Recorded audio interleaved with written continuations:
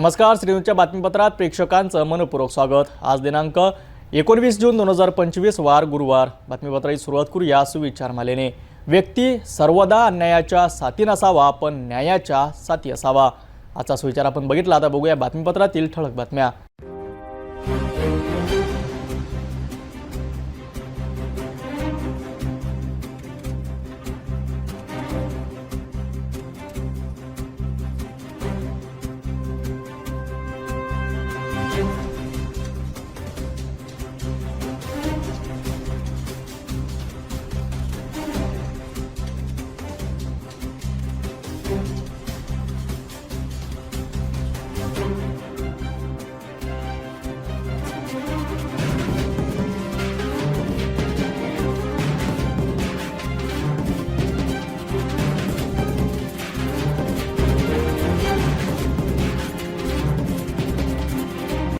आपण ठळक बातम्या बघितल्या। आता घेऊया एक छोटासा ब्रेक। शादी और ब्याह की शुरुआत आराधना साड़ी के साथ। Aradhana wholesale shopping mall L2 बीझलँड complex, Nandgaon Peth, Amravati, Jawahar road, Amravati. Break नंतर बघूया सविस्तर बातम्या। अमरावतीच्या विकासासाठी एक महत्त्वाची बातमी आहे। तर अमरावती महानगरपालिकेला आज नवीन आयुक्त मिळाले आहेत। सौम्या शर्मा यांनी मनपा आयुक्त पदाचा पदभार स्वीकारला असून शहराच्या विकासाची सूत्रे आता त्यांच्या हाती आली आहेत। गुरुवारी सायंकाळी नवनियुक्त मनपा आयुक्त सौम्या शर्मा यांनी अमरावती मनपा आयुक्तालयात प्रवेश करत आपला पदभार स्वीकारलाय। यावेळी मावळते मनपा आयुक्त सचिन कलंत्रे यांनी त्यांचे पुष्पगुच्छ देऊन स्वागत केलेत।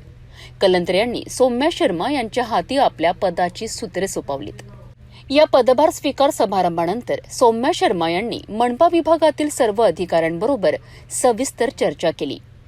शहरातील विविध विकास प्रकल्पांची आणि प्रशासकीय कामकाजाची माहिती त्यांनी यावेळी जाणून घेतली। सचिन कलंत्रे यांनी शर्मा यांना पुढील वाटचालीस शुभेच्छा दिल्यात। तर मी 2018 बॅचचे IAS अधिकारी आहे। यापूर्वी मी सर्वप्रथम दिल्लीमध्ये पोस्टेड होते। दिल्लीमध्ये मी SDM म्हणून होते। त्यानंतर मग मी नांदेडमध्ये, महाराष्ट्राचे मराठवाडामध्ये नांदेडमध्ये देगलूर सब डिव्हिजन मध्ये SDM म्हणून पोस्टेड होते। त्यानंतर मी नागपूर जिल्हा परिषदचे मुख्य कार्यकारी अधिकारी होते आणि त्यानंतर मग मी नागपूर मध्ये CO स्मार्ट सिटी नागपूर होते आणि आता मी इकडे अमरावती अंबानगरी येथे माझी नियुक्ती झालेली आहे। तर माझा पूर्ण प्रयत्न असा राहणार की जे आतापर्यंत मी मोठ्या शहरात काम केलेलं आहे आणि तिकडे जे बेस्ट एक्झाम्पल्स बघितले आहेत ते सगळे आपण अमरावतीमध्ये कसे लागू करू शकते, जेणेकरून अमरावती जे खूप मोठे आपला विदर्भाचा महाराष्ट्राचं शहर आहे तर कसे आपण जे आपले लोकल सिटीजन आहे, कॉमन सिटीजन आहे, त्यांच्यासाठी जे लिव्हिंग आहे, ईज ऑफ लिव्हिंग म्हणतो आपण, लिव्हिंग स्टँडर्ड्स म्हणून त्याला बोलू शकतो, आपण कसे वाढू शकते जेणेकरून शहराचा एक संपूर्ण विकास होणं शक्य आहे। स्वच्छता नक्की प्रत्येक शहर किंवा कुठल्याही ठिकाणसाठी स्वच्छता एक मोठा प्रश्न आणि मोठा टॉपिक असतो। तर स्वच्छताबाबत खूप गंभीरपण ते आपण सगळे राहणार आणि स्वच्छताबाबत जे काही उपाययोजना लागू आम्ही करू शकता आपले रिसोर्सेस मध्ये ते आपण करणार आणि अशी माझी आशा आहे की जे जे आता तुम्ही सिच्युएशन मला सांगितली ते त्या सिच्युएशन मध्ये काही आम्हाला एक इम्प्रूव्हमेंट बघण्यासाठी एक अवसर नक्की मिळेल अशी माझी आशा आहे।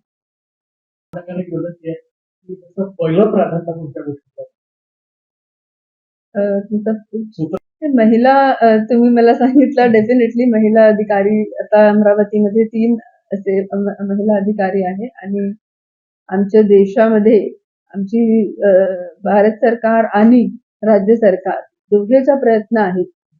महिला सशक्तीकरण एक खूप मोठा एक टॉपिक आहे आणि नक्की आमचा असा प्रयत्न राहणार की या कार्यकाळामध्ये महिलांसाठी पण जे सोयी सुविधा आहे ते आम्ही त्याची सुधारणा करणार, त्याबाबत पूर्ण इथे प्रयत्न राहणार। सौम्या शर्मा यांच्या नियुक्तीमुळे अमरावती शहराच्या विकासाला नवी दिशा मिळेल अशी अपेक्षा आहेत।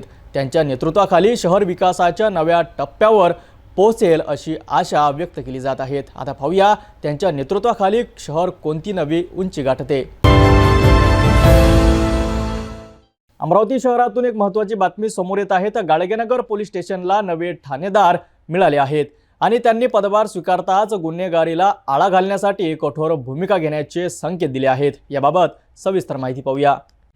अमरावतीचे पोलीस आयुक्त अरविंद चावरिया यांनी गाडगेनगर पोलीस स्टेशनच्या ठाणेदारपदी अतुल कुमार वर यांची नियुक्ती केली आहे. यापूर्वी गाडगेनगरचे प्रभारी ठाणेदार असलेले दिनेश दहातोंडे यांची आता नांदगाव पेठ पोलीस स्टेशन येथे बदली करण्यात आली आहे. सिटी न्यूजशी बोलताना नवनियुक्त ठाणेदार अतुल कुमार वर यांनी आपली भूमिका स्पष्ट केली आहे.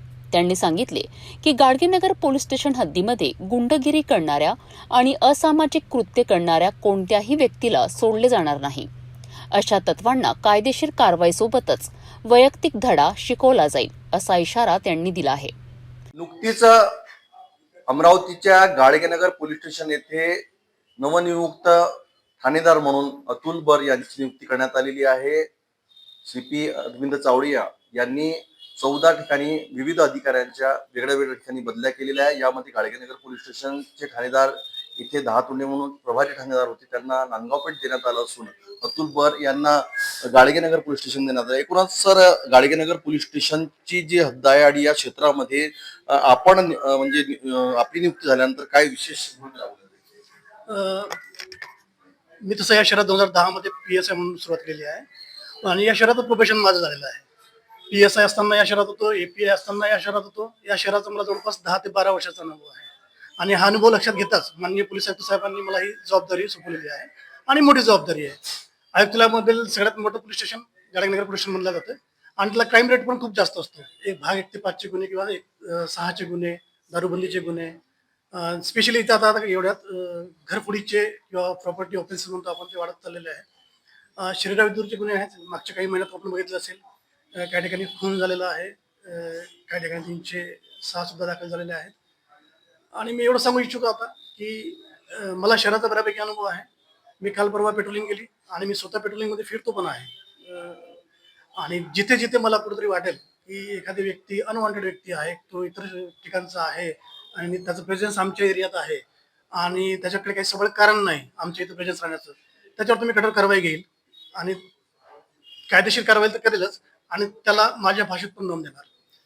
साहेब, काय म्हणणार की ज्यामुळे सोशल मीडियावर जो क्रेज सुरू आहे, इंस्टाग्रामवर म्हणा, फेसबुकला म्हणा, यामुळे जे किशोरवयीन मुलं आहे यामध्ये गुंडतत्व आणि काहीतरी ग्रुप गँगवॉर सारखी घटना होती, त्याच्यामुळे नवसारीमध्ये सुद्धा हत्याकांड आता नुकतंच झालेलं आहे. यावर काय? बघा, सोशल मीडियामुळे काय होतंय, आता बऱ्याचशा ठिकाणी आपण बघतोय काही ग्रुप आहेत, त्या ग्रुपमध्ये भाईगिरी, असे चाकूचे सिम्बॉल्स वगैरे असं असतात आणि जे किशोरवयीन मुलं आहे ना त्याच्याकडे अट्रॅक्ट होऊ लागले. त्यांना ऍक्च्युअली समुपदेशाची गरज आहे, त्यांना काउन्सिल करण्याची गरज आहे. आणि हे जे मुलं आहेत ना, किशोरवयीन मुलं, यांना स्वतःच कळत नाही की आपण काय करतोय. त्यांना स्वतःच्या करिअरची भीती नाही आहे. त्याच्या वागण्यामुळे त्याच्या नातेवाईकावर किंवा त्याच्या आप्तसंबंधीवर काय परिणाम होऊ शकतात त्याची त्याला कल्पना नाही आहे.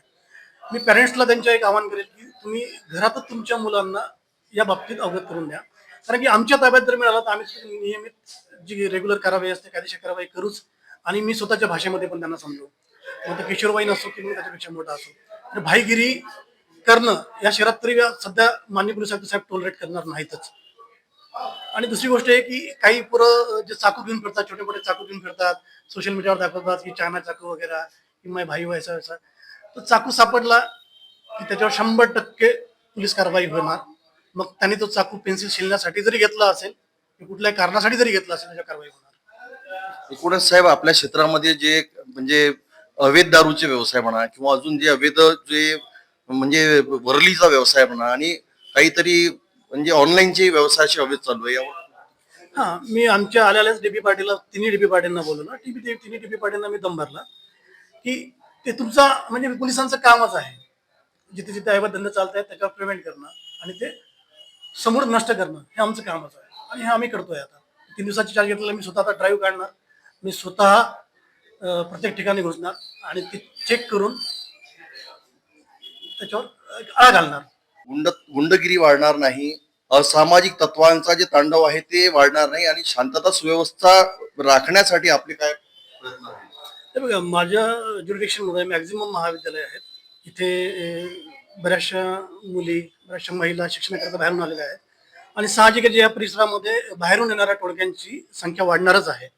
तर त्यांना मी आता एक सूचना करतोय, जे बाहेरून माझ्या दृष्टीच्या बाहेरून इथे येतात कुठल्या तरी कारणासाठी महिलांचा पाठलाग करण्यासाठी म्हणा किंवा काही मुलींचा पाठलाग करण्यासाठी म्हणा, त्यांना मी सज्जड दम देतो. जर सक्षम कारणाशिवाय माझ्या ज्युरिडिक्शनमध्ये कोणी जर भाईगिरी करण्याचा प्रयत्न केला किंवा कुठल्या मुलीची छेड काढण्याचा प्रयत्न केला तर मी त्याला कायदेशीर कारवाईनी जे काय कारवाई करायची ते करेलच, पण मी वैयक्तिक त्याला धडा शिकवणार हे निश्चितच. साहेब, हा जास्तीत जास्त महाविद्यालयीन एरिया आहे आणि जास्तीत जास्त ग्रामीण भागातील मुली शिक्षणासाठी या क्षेत्रामध्ये येतात. जे जिथं ते राहतात तिथचे जे घरमालक आहेत ते पोलिसांना सूचना नाही देत, त्यांच्याकडे त्यांची माहिती नाही राहते. तर या अशा घरमालकांना आपल्या काय सूचना? हा, घरमालकांना पण हे म्हणतो की हे मॅन्डेटरीच आहे, हे संपूर्ण देशात चालतं. जर तुमच्याकडे कोणी भाडेकरू येतं, त्या भाडेकरूंची माहिती तुम्ही संबंधित पोलीस स्टेशनला दिली पाहिजे. त्या भाडेकरूची इत्तमूत माहिती म्हणजे जसं आधार कार्ड, त्याचे काही पुरावे असतील तर ते घेतलेच पाहिजेत आणि स्वतःजवळ ठेवून ते पोलीस स्टेशनला सुद्धा सादर केले पाहिजेत. जेणेकरून काय होतं, एखाद्या वेळेस गुन्हा घडला तर आम्हाला ते सोपं जातं डिटेक्ट करायला. तर भाडेकरून तिथे मी सांगणार आता की जे कोणी घरमालक आहे त्यांनी स्वतः आमच्याकडे यावं आणि भाडेकरूची संपूर्ण माहिती आमच्या इथे येऊन दाखल करावी. शेवटचा प्रश्न सर, राठीनगरमध्ये जे नुकताच आकांक्षा हत्याकांड झालेला आहे त्या संदर्भात आपण 2 आरोपी सुद्धा अटक केलेले आहे, प्रतीक हिवसे आणि प्रथमेश अळाव म्हणून. आणि या घटने संदर्भात आपण सुद्धा अभ्यास केला का? काय याच्यामध्ये कुठपर्यंत तपास पोहोचला? बघा, प्रत्येक हिवसेला आणि अनिकेतला अटक केलेली आहे, प्रथमेशला अटक केलेली आहे आणि हा तपास PI आमचे वाटोरे साहेब करत आहेत आणि गुन्ह्यात सहभाग निष्पन्न झाला म्हणून त्यांना अटक करण्यात आलेली आहे. आता ते आरोपीच्या विरुद्ध जे काही महत्तम पुरावे आहेत ते गोळा करणं सुद्धा चालू आहे आणि आमचा प्रयत्न हाच राहील की आकांक्षाच्या दोन्ही आरोपींना महत्तम शिक्षा न्यायालयातून मिळवून देऊ. एकूणच आपल्यासोबत होते अतुल बरसाहेब आणि या गाडगेनगर पोलीस स्टेशनची जबाबदारी आता त्यांनी स्वीकारलेली आहे. आणि विशेष म्हणजे गुंड तत्वांना इशारा सुद्धा केला की त्यांच्या क्षेत्रामध्ये गुंडगिरी करण्यात जर आढळले तर त्यांना निश्चितच धडा शिकवल्याशिवाय राहणार नाही, कायदेशीर कारवाई त्यांच्यावर होणार, या प्रकारची त्यांनी प्रतिक्रिया दिलेली आहे. या गाडगेनगर क्षेत्रामध्ये राहणाऱ्या महाविद्यालयीन मुलींची सुरक्षेची जबाबदारी माझी आहे हे समजून जर कोणीही मुलींची छेड काढली तर त्याला सुद्धा वैयक्तिक धडा शिकवणार, या प्रकारचा इशारा सुद्धा दिला आहे. मी कॅमेरा पर्सन मोहन सावंत, नितेश किल्लेदार, सिटी न्यूज, अमरावती. तर एकंदरीत गाडगेनगर पोलीस स्टेशनच्या नव्या ठाणेदारांनी गुन्हेगारी आणि असामाजिक तत्वांविरोधात एक मजबूत आघाडी उघडण्याचे दिशेने वाटचाल करत आहेत. त्यांच्या या कठोर भूमिकेवर परिसरात शांतता आणि सुव्यवस्था प्रस्थापित होण्यास मदत होईल अशी अपेक्षा आहेत. पुढे अपडेटसाठी पाहत रहा सिटी न्यूज. वैद्यकीय शिक्षणामध्ये करिअर करू इच्छिणाऱ्या विद्यार्थ्यांसाठी नीट परीक्षा हा एक महत्त्वाचा टप्पा असतो. यावर्षीच्या नीट 2025 परीक्षेमध्ये महाराष्ट्रातील विद्यार्थ्यांनी, विशेषतः मुलींनी उत्कृष्ट कामगिरी केली आहेत. अनेक विद्यार्थ्यांनी डॉक्टर बनण्याचं आपलं स्वप्न साकार केलं आहे. असाच एक प्रेरणादायी प्रवास आहे बडनेरा नवी वस्ती शारदानगर येथील अलिजा खान आफताब खान या विद्यार्थिनीचा, जिने या परीक्षेत घवघवीत यश मिळवून आपल्या कुटुंबाचं नाव रोशन केलं आहे. जिद्द आणि आत्मविश्वास असेल तर कोणतीही गोष्ट अशक्य नाही, हे अलिजा खानने सिद्ध करून दाखवले आहे. प्रचंड जिद्द आणि आत्मविश्वासाच्या जोरावर कठोर परिश्रम करून अलिजाने अतिशय कठीण मानली जाणारी नीट परीक्षा उत्तीर्ण केली आहे. या यशाने तिने आपल्या आई वडिलांच्या कष्टाचं चीज केलं आहे. अलिजाचे वडील आफताब खान हे एक समाजसेवक असून त्यांचा केबल ऑपरेटरचा व्यवसाय आहे. ते आपला व्यवसाय सांभाळून कुटुंबाचा उदरनिर्वाह करतात आणि आपल्या दोन्ही मुलांच्या शिक्षणाची जबाबदारी मोठ्या कर्तव्यदक्षतेने पार पाडत आहेत. बघूया नीट 2025 परीक्षेत उत्तम रँक मिळवून उत्तीर्ण झालेल्या अलिजा खानच्या शैक्षणिक प्रवासाबद्दल. नमस्कार, सिटी न्यूज चॅनलमध्ये आपलं स्वागत आहे. नीट 2025च्या परीक्षेचा निकाल नुकताच लागलेला आहे आणि या निकालात महाराष्ट्रातील विद्यार्थ्यांनी चमकदार कामगिरी केलेली आहे. त्यापैकी मुलींनी सुद्धा मोठ्या प्रमाणात बाजी मारलेली आहे आणि या नीट परीक्षेत पास झालेल्या विद्यार्थ्यांचे डॉक्टरकडे जाण्याचे स्वप्न आता साकार होणार आहे. याचपैकी नीट परीक्षेत अतिशय कष्ट करून, अतिशय मेहनत करून एक विद्यार्थिनी पास झालेली आहे, उत्तीर्ण झालेली आहे आणि तिचं नाव आहे अलिजा खान आफताब खान. ती माझ्यासोबत आहे. आपल्या चॅनलवर तिचं सर्वप्रथम आपण स्वागत करूया तिच्या या उत्कृष्ट कामगिरीबद्दल. Aliza, thank very so much. आपने जो भी ये गुण प्राप्त किए, उत्तीर्ण हुए नीट परीक्षा 2025 में बहुत कठिन परीक्षा थी ऐसा माना जाता है, लेकिन आपने बहुत कष्ट मेहनत से ये हासिल किया. आपके लिए बहुत बहुत कॉन्ग्रॅच्युलेशन सिटी न्यूज चॅनल की तरफ से. Thank you so much city news. तर आपण अलिजा सोबत आता तिच्या प्रतिक्रिया जाणून घेऊ. या परीक्षेसाठी तुम्ही काय काय प्रयत्न केले आणि कोणते तिने कष्ट केले आणि तिला पुन्हा कोणी सपोर्ट केला या संदर्भात आपण तिच्यासोबतच थेट संवाद साधूया. अलिजा, सबसे पहले आप बताओ कि जो आपने नीट की परीक्षा दी तो आपकी इसमें दैनिक जिसको अपने जो रूटीन था वो कैसा था? मेरा बस ऐसा रहता था कि मेरी नींद कम होती थी 3-4 घंटे की. मैं रात में 12-1 बजे तक सो जाती थी, सुबह 4-5 बजे तक उठ जाती थी. फिर उसके बाद मेरा शेड्यूल यही रहता था कि मुझे पढ़ना है और खाने को भी ज़्यादा टाइम नहीं देती. 5-10 मिनट में खाना खा लेती थी और बस पूरे दिन अपनी पढ़ाई में ही गुजारती थी. मैं स्टडी पॉइंट पे बैठ जाती थी तो वहाँ पे कैसा पूरा दिन पढ़ाई में निकल जाता था तो पता ही नहीं चलता था. और मैं वहाँ पे थी नांदेड़ में, तो मेरे पास कोई भी फ़ोन नहीं था, ना छोटा ना बड़ा, तो कोई डिस्ट्रैक्शन नहीं था. तो बस मेरा पूरा दिन पढ़ाई में ही जाता था ज़्यादातर. अलीजा, हमने सुना है कि आपके यहाँ जो फैमिली में शादी भी होती थी, कोई प्रोग्राम होते थे तो वहाँ पे भी आपको जाने देते थे या आप नहीं जाती थी, तो उसके बारे में बताइए. मेरे मम्मी पापा ने बचपन से ही बहुत स्ट्रिक्ट रखा मुझे पढ़ाई में. स्कूल में ही जब मैं थी तो मेरा 100% अटेंडेंस आता था हर साल. मुझे कई बार उसके सर्टिफिकेट भी मिले हैं और मैं एक भी दिन छुट्टी नहीं मारती थी, चाहे मेरी तबीयत क्यों ना ख़राब हो. मम्मी बोलते थे नहीं तुझे जाना है, एक भी दिन की पढ़ाई से बहुत नुकसान हो सकता है. तो मैं हर बार पूरे 100% अटेंडेंस रही मेरी स्कूल में भी और हमेशा मेरा 90 के ऊपर ही परसेंटेज रहा. हमेशा टॉपर ही रही मैं वहाँ पे भी और इसी वजह से आज मेरे इतने परसेंटेज आए और इतने मतलब मार्क्स आए नीट में और मैं एक सफल MBBS डॉक्टर बनने जा रही हूँ. और इसका श्रेय मैं मेरे मम्मी पापा को देना चाहूँगी. 50% मेरी मेहनत रहती है तो 50% मम्मी पापा की भी रहती है, क्योंकि उन्होंने भी मेरा पूरा साथ दिया और मुझे हमेशा प्रोत्साहित करा, मतलब कि नहीं तू कर सकती बेटा. हमेशा जब मैं डिमोटिवेट होती थी तो मैं अपने मम्मी को ही कॉल करती थी कि मैं कभी कोई वीडियो नहीं देखी मोटिवेशन की, मैं हमेशा मम्मी से ही मोटिवेशन लेती थी अपना. बस एक मन में दिल में बस यही था कि नहीं मुझे करके दिखाना है. जब मेरे मम्मी पापा ने मेरे से इतनी उम्मीद लगाई है तो मुझे करना ही है. अलीजा, आपकी जो नीट 2025 के एग्ज़ाम थे वो उसको बहुत टफ माना जाता है, बहुत कठिन परीक्षा थी ऐसे तज्ञ भी मानते हैं और विद्यार्थी भी मानते हैं. तो इसमें आपको कैसा अनुभव हुआ, उसको अपनी चैलेंज कर सके एग्ज़ाम को? नीट 2025 ये काफ़ी हार्ड था और मेरे लिए भी काफ़ी हार्ड रहा ये फेस करना. जब मैं वहाँ गई नीट की परीक्षा के दिन तो मुझे भी जब मैं वो क्वेश्चन सॉल्व कर रही थी तो काफ़ी हार्ड लग रहे थे. ऐसे ही मन में विचार चल रहा था कि इतने सेक्रीफाइसेस तो किए हैं, कहीं मेरा होगा या नहीं. लेकिन जब बाद में पता चला कि सभी को ये परीक्षा हार्ड लगी थी और सभी का स्कोर इतना ज़्यादा नहीं आ रहा है, तो इस बार रैंक के हिसाब से होने वाला था सब, तो मुझे फिर मैं निश्चित हो गई कि नहीं अब मेरा भी हो जाएगा और कहीं ना कहीं ये सेक्रीफाइसेस मेरे काम में ही आएंगे.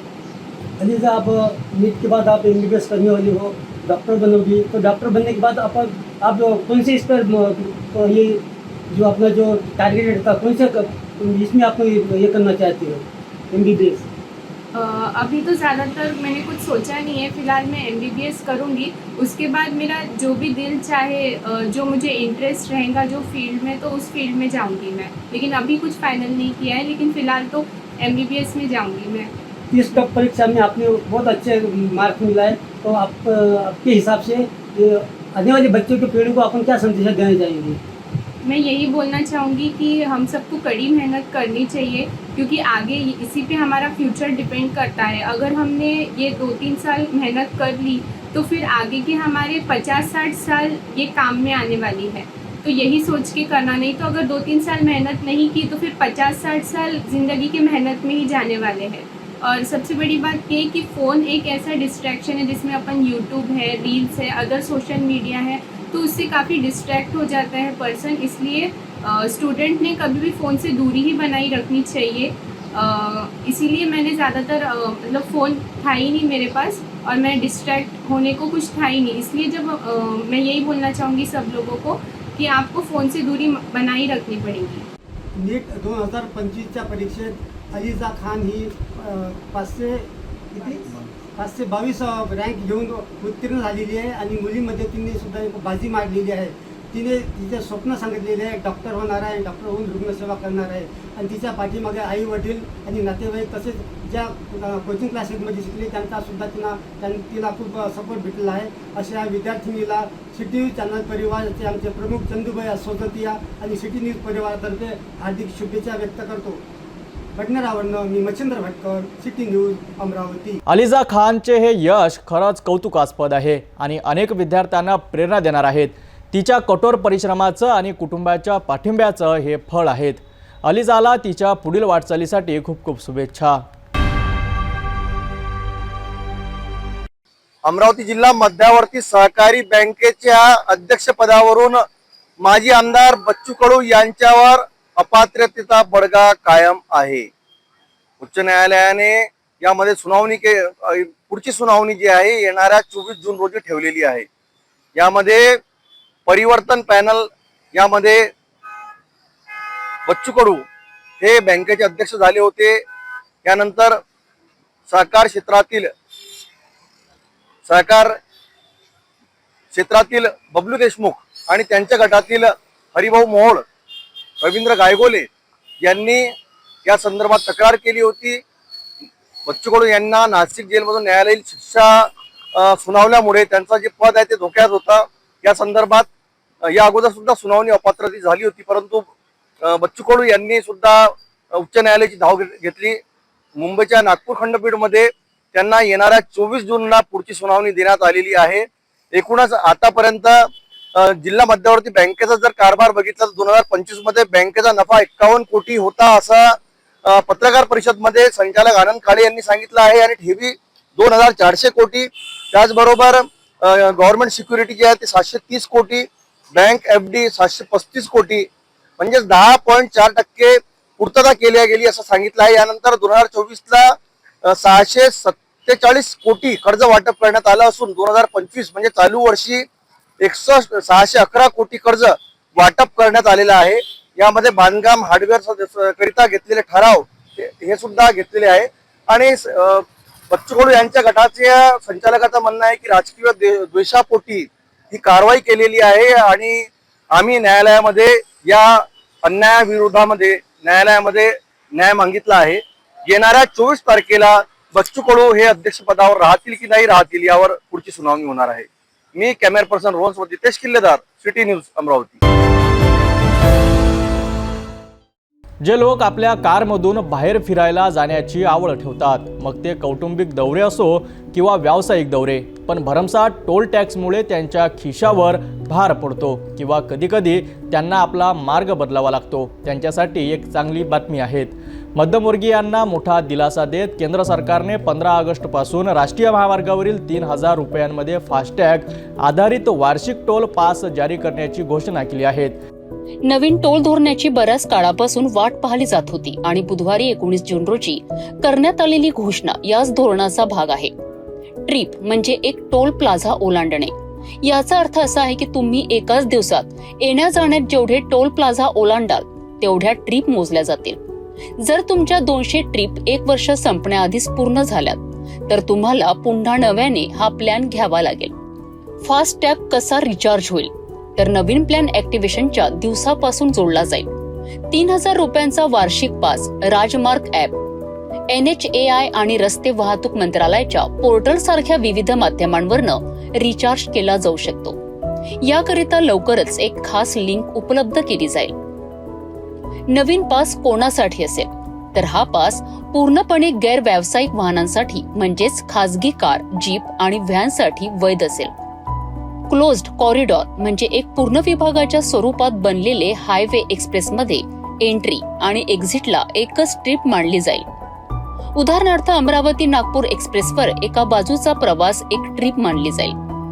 नितीन गडकरींच्या माहितीनुसार 3000 रुपयांमध्ये जास्तीत जास्त 200 ट्रिप म्हणजे 200 टोल प्लाझा पार करण्याची सोय. याचा अर्थ असा आहे की एका टोल प्लाझामध्ये खासगी कार चालकांना फक्त 15 रुपये भरावे लागतील, तर हायवे आणि एक्सप्रेसमध्ये टोल दरांची सुरुवातच किमान 50 रुपयांपासून होते. किमान 50 रुपये दराने 200 ट्रिपसाठी त्यांना 10,000 रुपये भरावे लागले असते.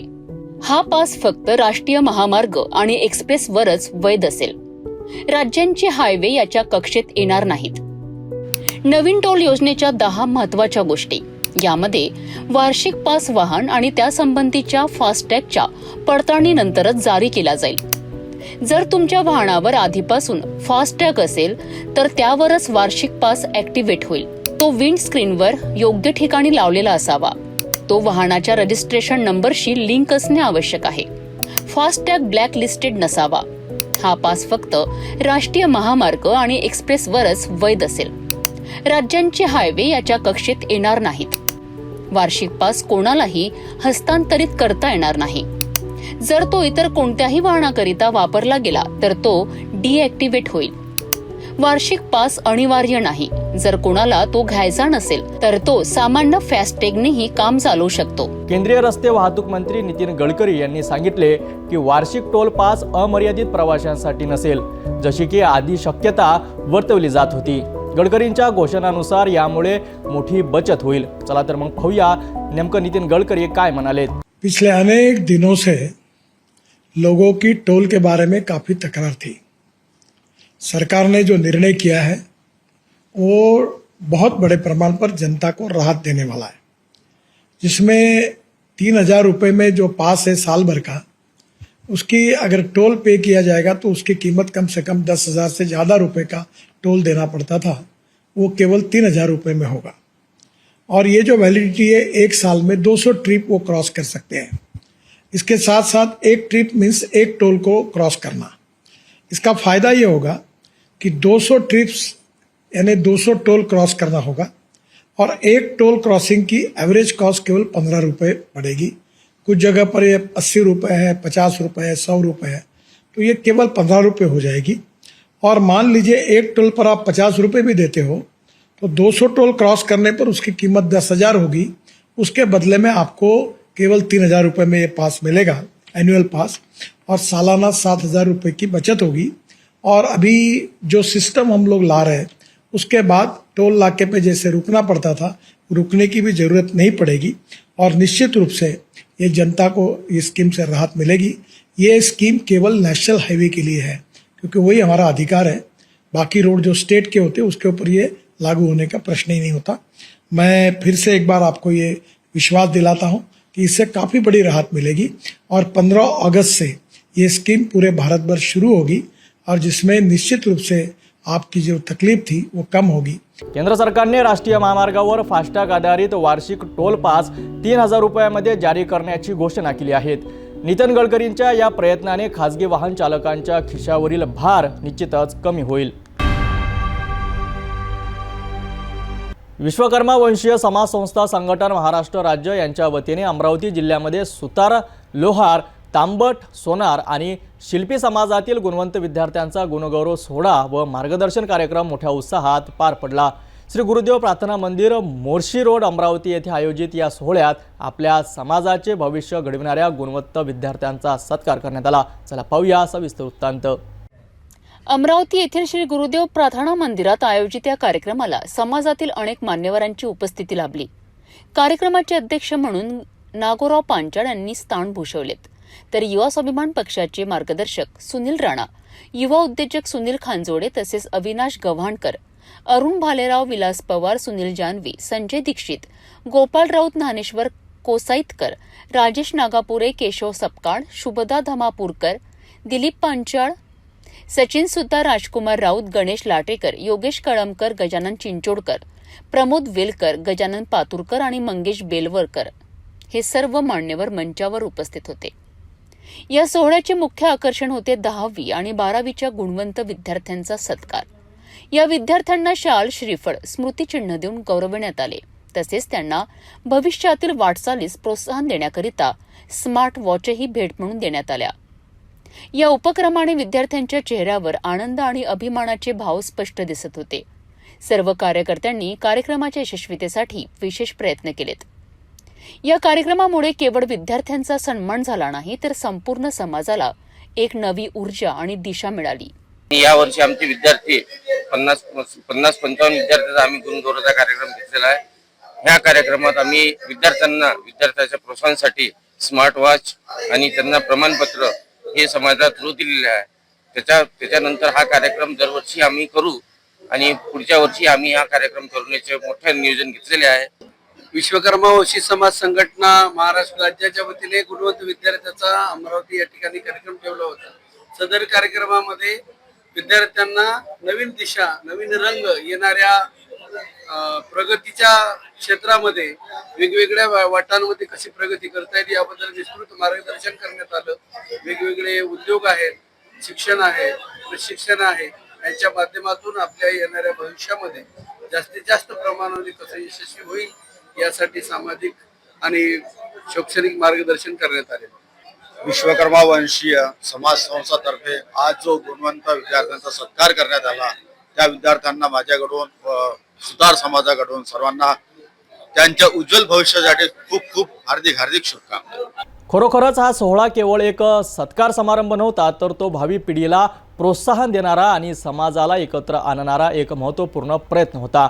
विश्वकर्मा वंशीय समाजातील गुणवंत विद्यार्थ्यांचा गौरव करून त्यांच्या पाठीशी खंबीरपणे उभे राहण्याचा संदेश या कार्यक्रमातून देण्यात आला.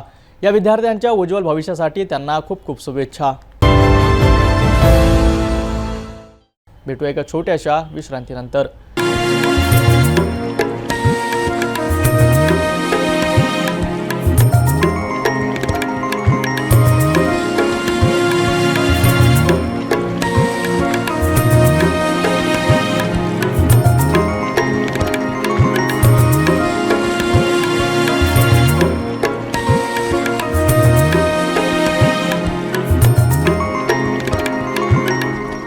तपोवन पासून फक्त 1.5 किलोमीटर अंतरावर राधानगरी लेआउट लेक व्ह्यू प्लॉट सह मोजकेच प्लॉट शिल्लक.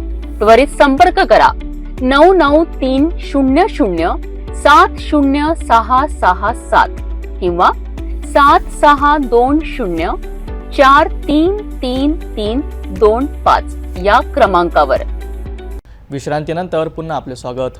गाडगेनगर पोलीस स्टेशन हद्दीत येणाऱ्या राठी नगरात एका 56 वर्षीय शेतकऱ्याने आत्महत्या केली आहे. ही घटना नेमकी कशी घडली आणि सध्या या प्रकरणी काय तपास सुरू आहे तर जाणून घेऊया सविस्तर रिपोर्टमध्ये. अमरावती शहरातील राठीनगरमधनं एक धक्कादायक बातमी समोर आली आहे. येथे 56 वर्षीय शेतकरी गोपाल बाबासाहेब राणे यांनी आपल्या राहत्या घरी गळफास लावून आत्महत्या केली आहे.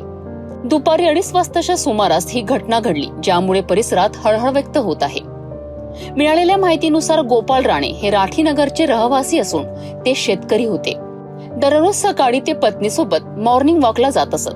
घटनेच्या दिवशीही ते पत्नीसोबत फिरायला गेले होते. घरी परतल्यानंतर त्यांच्या पत्नीने त्यांना सांगितले की तिला काही लिखाणाचे काम असल्याने ती तिच्या आई वडिलांच्या बाजूच्या घरी जात आहे. पत्नी घरातून बाहेर पडल्यानंतर गोपाल राणे यांनी त्याच घरात गळफास घेऊन आपले जीवन संपवले. या घटनेची माहिती मिळताच गाडगेनगर पोलीस तत्काळ घटनास्थळी दाखल झालेत. पोलिसांनी पंचनामा केला असून मृतदेह ताब्यात घेतला आहे. मात्र गोपाल राणे यांच्या आत्महत्येचं नेमकं कारण अद्यापही स्पष्ट झालेलं नाही. गाडगेनगर पोलीस या प्रकरणाचा सखोल तपास करीत आहेत. त्यांच्या आत्महत्येमागे कौटुंबिक कारण होतं की आर्थिक याचा शोध पोलीस घेत आहे. युवती अमरावतीतून आलेली एक हृदयद्रावक बातमी. या घटनेमागील नेमकं काय कारण आहेत हे पोलीस तपासातूनच समोर येईल. या घटनेवर आमचं लक्ष असेल आणि पुढील अपडेट आम्ही तुम्हाला देत राहू. तोपर्यंत पाहत रहा सिटी न्यूज. अमरावती जिल्ह्यात वाऱ्यासारख्या पसरलेल्या एका बातमी. मोर्शी शहरात एका धक्कादायक वस्तू सापडल्याची अफवा पसरली होती. ती नेमकी काय आहे आणि तिचं सत्य काय आहे पाहूया आमच्या सविस्तर रिपोर्टमध्ये. अमरावती जिल्ह्यातील मोर्शी शहरात रामजी बाबा मंदिरालगत असलेल्या सावतानगर येथील वाचनालयाजवळ श्रीयुत गाढवे यांच्या जुन्या राहत्या घराचे नूतनीकरणाचे काम सुरू होते. कॉलमच्या खोदकामादरम्यान अंदाजे 1 क्विंटल वजनाचा धातू सदृश मिसाईल सारखा एक अवशेष आढळून आल्याची बातमी जिल्ह्यात वाऱ्यासारखी पसरली आहे. अनेकांनी याला खजिना किंवा मिसाईल असल्याचा दावा केलाय. सिटी न्यूजच्या प्रतिनिधींना ही माहिती मिळताच त्यांनी तत्काळ घटनास्थळी धाव घेतली आणि श्रीयुत गाढवे यांच्याशी संपर्क साधला. गाढवे यांनी यावर स्पष्टीकरण देताना सांगितले की हा कोणताही खजिना किंवा मिसाईल नसून तो एक मशीनचा जुना भाग आहे. त्यांनी सांगितले की हा भाग त्यांनी बऱ्याच वर्षांपासून आपल्या घरी आणून ठेवला होता. घराचे पाडकाम झाल्यानंतर तो मातीच्या ढिगाऱ्याखाली दबला होता आणि ढिगारा साफ करताना तो आता आढळून आला आहे. गाढवे यांनी आवर्जून सांगितले आहे की हा भाग सोने किंवा चांदीचा नसून केवळ एक मशीनचा पार्ट आहे. काही नाही, तो मशीनचा लोखंडी एक पार्ट आहे, बाकी काही नाही. त्याला नट बोल्ट आहे तर ते तुटलेले आहे. तो पार्ट पडला होता, तो आणून टाकून दिला इथं. आता ते खोदकामात तो मातीत दबला आणि आता खोदकामचं माती जे काढणं चालू आहे त्यातून तो दिसला. म्हणून लोकांनी अफवा उडून दिली की बा हे सापडलं ते सापडलं. काहीच सापडलं नाही आहे. लोखंडाचा तुकडा आहे फक्त तो एक, बाकी काही नाही आहे. नाही नाही नाही, मिसाईल नाही फिसाईल नाही. ते असतं तर आम्हीच पहिले सांगितलं असतं बा मिसाईल आमच्या घरी येणार कुठून आहे. मिसाईल नाही काही नाही, कोणत्या विमानाचा पार्ट नाही, कोणतं कायचाच पार्ट नाही आहे. तो एका मशीनचा पार्ट आहे. विहिरीच्या कामाचे या मशिनरी असते ना त्या स्टँडसारखा एक पार्ट आहे काहीतरी तो वजनी, बाकी काही नाही आहे तसं. तर मोर्शीतील या घटनेमागचं सत्य आता आपल्यासमोर आहे. तर केवळ अफवांवर विश्वास न ठेवता बातमीची सत्यता पडताळून पाहणं किती महत्त्वाचं आहे हे या घटनेतून दिसून येतं. अमरावती परतोळा मार्गावरील रस्त्याची दुर्दशा आता नागरिकांसाठी जीवघेणी ठरत आहेत. सार्वजनिक बांधकाम विभागाच्या दुर्लक्षामुळे या मार्गावर अपघाताचं प्रमाण वाढलं असून कालच एका निष्पाप तरुणाला आपला जीव गमवावा लागला आहे. प्रशासनाचं हे दुर्लक्ष आणखी किती बळी घेणार असा संतप्त सवाल नागरिक विचारत आहेत. अमरावती ते परतवाडा या मार्गावरील वलगाव ते पूर्णानगरपर्यंतचा रस्ता पूर्णपणे खड्डेमय झाला आहे. स्थानिक नागरिकांनी अनेकदा निवेदन देऊनही सार्वजनिक बांधकाम विभागाला जाग आली नाही असा आरोप नागरिक करीत आहेत. मार्की फाट्याजवळ काल झालेल्या भीषण अपघातात एका निष्पाप युवकाचा बळी गेलाय. या घटनेनंतर सार्वजनिक बांधकाम विभागाने तत्काळ पथके पाठवून खड्डे बुजवण्याचं काम सुरू केलंय. मात्र नागरिकांच्या मते जर हे खड्डे आधीच बुजवले असते तर हा भीषण अपघात टाळला आला असता. नागरिक संतप्त होऊन विचारत आहेत की प्रशासन या मार्गावर आणखी किती निष्पाप बळींची वाट पाहत आहे. हाच मार्केट स्टॉप आहे. या मार्केट स्टॉपवर काल मोठ्या प्रमाणात भीषण अपघाताची घटना देखील घडली होती. मालवाहू वाहन आणि टिप्परची मोठ्या प्रमाणात धडक बसल्याने खड्डा चुकवताना हा अपघात घडल्याचा प्रकार उघडकीस आलेला आहे. मोठ्या प्रमाणात या मार्गावर साधारणतः 1 ते 1.5 फूट खड्डे निर्माण झालेले आहे आणि सार्वजनिक बांधकाम विभागाचे जाणीवपूर्वक दुर्लक्ष होत असल्याने या मार्गावर ये जा करणाऱ्या प्रवाशांना स्वतःचा जीव मुठीत घेऊन प्रवास करावा लागतो. केव्हा या मार्गावर कसा अपघात घडणार आणि कोणाचं नुकसान निघणार याकडे संपूर्ण प्रशासनाचे दुर्लक्ष आहे. आणि हा जो मार्ग आहे हा मार्ग अत्यंत वर्दळीचा असल्याने या मार्गाने प्रवाशांना आणि पर्यटकांना चिखलदरा त्याच ठिकाणी मोठ्या प्रमाणात संपूर्ण राज्यभरातील विदर्भाचा नंदनवन असलेला चिखलदरा या ठिकाणी पर्यटकांना जावे लागते. आणि या मार्गावर जे आहे मोठ्या प्रमाणात खड्डे निर्माण झाल्याने अनेकांचे बळी जाण्याची शक्यता नाकारता येत नाही. काही आपल्यासोबत येथील नागरिक आहे, आपण त्यांच्या थेट प्रतिक्रिया जाणून घेऊ. हो, या मार्गावर काल मोठा अपघात घडला होता, काय सांगू शकणार आपण? ह्या मार्ग PWDच्या अंडरमध्ये येतो. या मार्गाची आम्ही आतापर्यंत 4 ते 5 वेळा तक्रार केलेली आहे. आमच्या येथील उपसरपंच उमेश भाऊ महेंगे, आमची पूर्ण टीम आम्ही स्वतःच याची तक्रार केली. हे माझं शेत आहे, मी माझ्या शेताच्या माती आणून ह्या गड्डा आतापर्यंत कमी 10 वेळा बुजवला. या हरामखोरांना धाडा सांगू नाही, हे तक्रार करू नये, काहीच याचा फरक पडत नाही. गड्डा पडला, मुरुम आणला, मुरुम टाकून दिला, लोकांच्या घरातले बळी चालले. ह्या अधिकाऱ्याच्या घरचा एखादा मेला पाहिजे, तेव्हा त्यांना माहीत होईल की आपल्या घरातलं मेल्यानंतर काय दुःख होते म्हणून. यांची कोणती दुरुस्ती नाही आहे. आता अपघात झाला, हे टिप्पर उभा आहे, आलं डंबर टाकलं, निपटली दुकानदारी. अजून 15 दिवसांना गड्डा तयार आहे. हा 12 महिन्यात यांनी 12टा गड्डा बुजवला. दर महिन्याला हा गड्डा बुजवतात. 4 दिवसांचा हा गड्डा तसा होतो. पूर्ण भ्रष्टाचाराच्या याच्यातून तयार झालेला हा गड्डा आहे. याच्यावर कोणतंच काम होत नाही, लेअर मारल्या जात नाही, काही नाही. खडी आणली, गोटे आणले, मुरुम आणला, टाकून दिला, निपटली दुकानदारी. लोकांचे बळी चालले. हे दरवर्षी इथं अपघात होतात. दरवर्षी एक ना एक मृत्यू होतो आणि यांना नंतर जाग येते. आज सकाळी काल ॲक्सिडेंट झाला, आज यांचं टिप्पर आलं, आता हे डांबर टाकतील, बुजवतील, आणखी उद्या हा गड्डा तयार आहे. अशी इथली परिस्थिती आहे. म्हणून म्हणतो की लोकांच्या घरातला बळी गेल्यापेक्षा हे जे PWD अधिकारी आहे यांच्या घरातले 1-2 बळी गेले पाहिजे या अपघातात. म्हणजे त्यांना माहीत होईल की नाही बा खरोखर अपघातात मृत्यू झाल्यानंतर घरच्या लोकांना काय परिस्थिती होती म्हणून.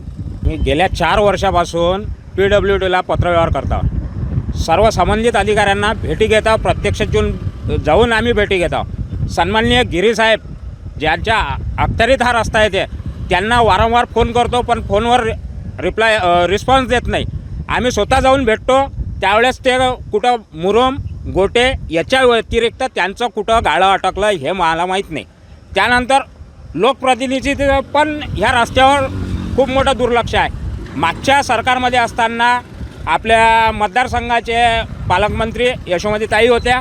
ह्याच रस्त्यावरून दररोज ये जा करणारे राज्यमंत्री बच्चूभाऊ कडू होते. आता भाजपची सत्ता आहे, जिल्ह्यात सर्व भाजपचे आमदार आहे, पण तरीसुद्धा हे गड्डे अच्छा असे आहे. यांच्या रस्त्यावरून रोज जाणं येणं ज्या रस्त्यावरून करता येतं त्या रस्त्यावर जर यांचं दुर्लक्ष आहे तर गावाचा काय खाक विकास करणार आहे? हे झोपी गेलेले आणि त्यांच्या आशीर्वादानं हे जे गेंड्याची कातडी काढून बसलेले तिथं खुर्च्या तोडून राहिले हरामखोर, यांच्यामुळे हे सर्व आमच्या गोरगरिबांचे जीव चालले. आम्हाला अतोनात त्रास होत आहे, आमच्या गाड्याचे नुकसान होत आहे, आमच्या कमरीचे दुखणे निघत आहे. आता याच्यानंतर आम्ही प्रेमानं आतापर्यंत आम्ही अहिंसेच्या मार्गाने आम्ही त्यांना निवेदन दिले, पण याच्यानंतर जर या गड्ड्यावर कायमस्वरूपी जर तोडगा निघाला नाही, लोकप्रतिनिधी असो का प्रशासनातला कुठलाही अधिकारी असो, त्याने मात्र नांगडा करून इथं गाडल्याशिवाय राहणार नाही. अचलपूर उपविभागाचं काम उत्कृष्ट दर्जाचं असताना अमरावती उपविभागाचं काम मात्र थातुरमातुर का होत आहे असा सवालही उपस्थित होत आहे. अमरावती परतवाडा हा मार्ग मध्य प्रदेशला जोडणार असल्याने या मार्गावर वाहतूक मोठ्या प्रमाणात असते. त्यातच चिखलदरा हे विदर्भाचं नंदनवन असल्याने पावसाळ्यात पर्यटकांची गर्दी वाढते. त्यामुळे या खराब रस्त्यांमुळे अपघातांची शक्यता अधिकच वाढत आहे. नागरिकांनी सार्वजनिक बांधकाम विभागाने तातडीने या रस्त्याचं काम पूर्ण करावं अशी मागणी केली आहे. या गंभीर परिस्थितीवर सार्वजनिक बांधकाम विभाग कधी लक्ष देणार आणि प्रवाशांना सुरक्षित प्रवास कधी उपलब्ध होणार हे पाहणं महत्त्वाचं ठरेल. अकोला जिल्ह्यातून एक मोठी बातमी समोर येत आहे. ऑपरेशन प्रहार अंतर्गत पोलिसांनी गोवंश तस्करीच्या एका मोठ्या रॅकेटचा पर्दाफाश केला आहे. 149 गोवंश कातडी आणि 27 पिपे चरबे घेऊन जाणाऱ्या एका बोलेरो पिकअप जप्त करण्यात आला आहे. या कारवाईने जिल्ह्यात एकच खळबळ उडाली आहे. अधिक माहिती पाहूया सविस्तर रिपोर्टमध्ये. अकोला जिल्ह्यात गोवंश तस्करीचा गोरखधंदा मोठ्या प्रमाणावर सुरू होता. मात्र यावर आता पोलिसांनी चाप लावला आहे. ऑपरेशन प्रहार या विशेष मोहिमेअंतर्गत पोलिसांनी एक धाडसी कारवाई करत अमरावतीकडे जाणारी एक महिंद्रा बोलेरो पिकअप पकडली आहे. या पिकअपमधनं तब्बल 21 क्विंटल गोवंश कातडी आणि 810 किलो चरबीची वाहतूक केली जात होती. आंतरराज्य तस्करीचा हा प्रकार उघडकीस आणत पोलिसांनी वाहन आणि मुद्देमालासह एकूण 5,40,000 रुपयांचा माल जप्त केला आहे. अमरावती अकोला महामार्ग हा या तस्करांसाठी एक मोठा अड्डा बनला होता, परंतु पोलिसांच्या शिस्तबद्ध कारवाईने हा डाव उधळला गेलाय. या प्रकरणी पोलिसांनी 20 वर्षीय मोहम्मद शेख आरिफ आणि 38 वर्षीय मोहम्मद हाशम शेख कासम या दोघांना अटक केली आहे. त्यांच्याविरुद्ध महाराष्ट्र प्राणी संरक्षण अधिनियम आणि इतर गंभीर कलमांखाली गुन्हा दाखल करण्यात आला आहे. हे आरोपी गोवंश कातडी आणि चरबीच्या तस्करीतून मोठा नफा मिळवण्याच्या प्रयत्नात होते. पोलीस अधीक्षक अर्चित चांडक यांच्या मार्गदर्शनाखाली ही कारवाई करण्यात आली आहे. तर अकोला पोलिसांनी ऑपरेशन प्रहारच्या माध्यमातून एक महत्त्वपूर्ण कारवाई केली आहे. या कारवाईमुळे गोवंश तस्करीवर काही प्रमाणात अंकुश लागण्यास मदत होईल अशी अपेक्षा आहेत. मात्र भविष्यात अशा प्रकारच्या कारवाईची तीव्रता कायम राहणार का हे पाहणं महत्त्वाचं ठरेल. जाता जाता पुन्हा एकदा आजच्या ठळक बातम्या.